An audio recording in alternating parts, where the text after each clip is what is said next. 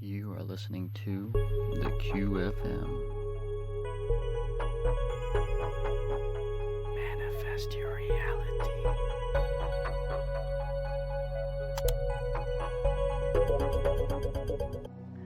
Good morning. We are extremely pleased that you are here. It is good to come together for the purpose of co-creating. Do you agree? You are knowing what you are wanting. You are enjoying desire hatching within you. You are at the point where you're not trampling your desires with your doubt.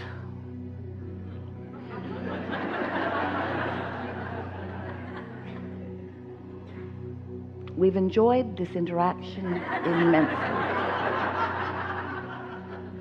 Because that's the key, isn't it? That's the only thing that you need to know in order to have the joyous, successful, and by successful we mean joyous, life experience that you've come for. When you have a desire, and that desire feels delicious to you, like fresh air, when it excites you and fills you with enthusiasm, when you feel like that, then your desire is not being resisted by you.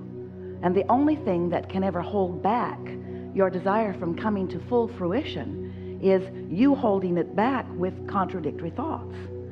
So if you have a desire but you don't believe it, or you have a desire but you talk against it, if you have a desire for something that you want to unfold but you keep taking score of where you are, and where you are is not yet there, then you may be practicing a vibration that is counter to the vibration of your desire, which will hold it in a sort of holding pattern so that it can't quite be realized by you. It's revealing itself to you. It's revealing itself to you in all kinds of ways. You are receiving all kinds of possible revelations. But if you are wrapped up in the absence of something that you want, and you're talking more about where is it, or why hasn't it come yet, or why is it taking so long, or why does that one have it and I do not, or how bad I feel because I once had it and now I don't. As you are actively thinking about the absence of your desires, then you are actively preventing your desires from becoming. And so don't do that. It's not the easiest thing to think differently than you have been, because there is a momentum in all thought. Law of attraction makes sure of that. So your habits of thoughts, that's all a belief is a thought that you continue to think. It's a thought that you broadcast. So we've been talking a lot to you recently, some of you have been hearing us, about once you've asked for something, you've done the most important thing, because you have set it into motion and it is in the process of becoming. But there will be usually some time between your broadcasting of your desire, your transmitting of it vibrationally. You know what you don't want, so you know what you do want. There will be some time between the launching of that desire and you having a full manifestation of it, because usually it doesn't need to be, but it's all right, usually in your physical leading edge environment, there is a time gap in those vibrations turning to thoughts and those thoughts turning to things. It usually takes a little while. It doesn't need to. It takes a little while because you have to figure out how to become a vibrational match to your desire, rather an opposing vibration to it. You have to stop noticing what isn't and start thinking about what is becoming. And so it's easy for us to do that because we have the advantage of being able to sense, you might even say see, the evolution of your desires long before they present themselves in a way that you can translate them physically. In other words, there's a whole lot that happens before you can actually see them. And that is so annoying to you because it makes you sometimes wonder if we're really seeing it, because if you can't see it, And yet you give your dogs more of the benefit of the doubt than you do us sometimes, because even though you can't hear what they hear, you believe that they're hearing it, don't you? Even though you can't smell what they smell and don't want to, you believe that they have that sense. They're translating that vibration in ways that you don't. So we want you to accept that there is a vibrational becoming of everything that you have asked for, that you can't see it yet or hear it yet or smell it or taste it or touch it maybe, but it exists just the same. And we want so much for you to know that we have created a way of explaining it to you by calling your creation before it is manifested this vibrational reality. You don't want to call it a reality until you can translate it with your physical senses. We want you to call it a reality in the moment that you've launched it, in the moment that you feel it, in the moment that it is, because it is a vibrational reality that if you don't deny it, it will become. But you deny it because you can't see it.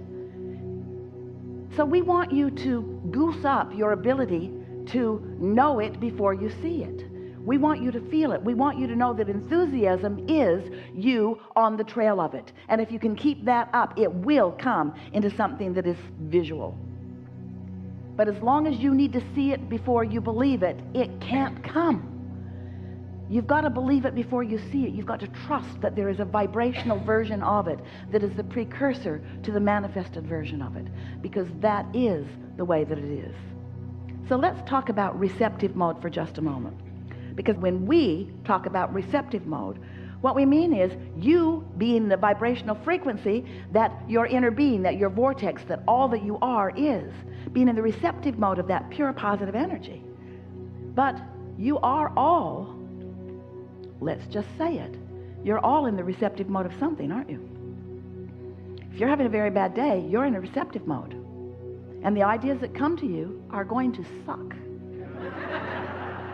If you're in a bad mood, you're in the receptive mode. But people and ideas and things that you rendezvous with, in other words, when those thoughts that produce that negative feeling emotion turn to things, you don't like them when they get here. But when these receptive mode, tuned in, tapped in, turned on, high-flying, good feeling vibrations turn to things. Ooh, it's so sweet along the way. Each rendezvous is fun. You find yourself more clever, more willing, more ready, more able, as are those who come into vibrational alignment with you. And as those thoughts are turning to things, oh, what a wonderful experience it is. And as the manifestations unravel, unfold, reveal themselves to you, and others take a look at them, they want to say, who are you? How is it that your life is like that? Esther has been noticing, because much of her life turns to those kinds of things, and some of her life turns to these kinds of things. And the most wonderful thing is happening. She is making the association between the mood that produced these things and the mood that produced these things.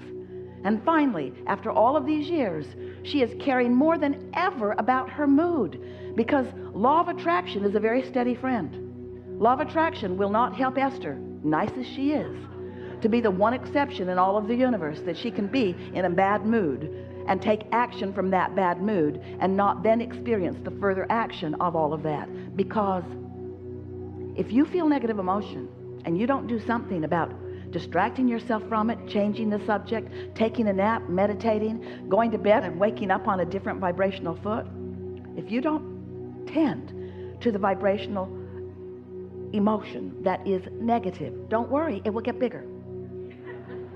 It will get bigger, it will get bigger, it will get bigger, and you will get ornerier, and you will get ornerier, and you will get ornerier, until there is a manifestation that you just have to say, oh, I get how that has become. I remember all the fertilizer I put on that. I remember all the attention I gave to that. In fact, I wrote a lot of it down. Look here.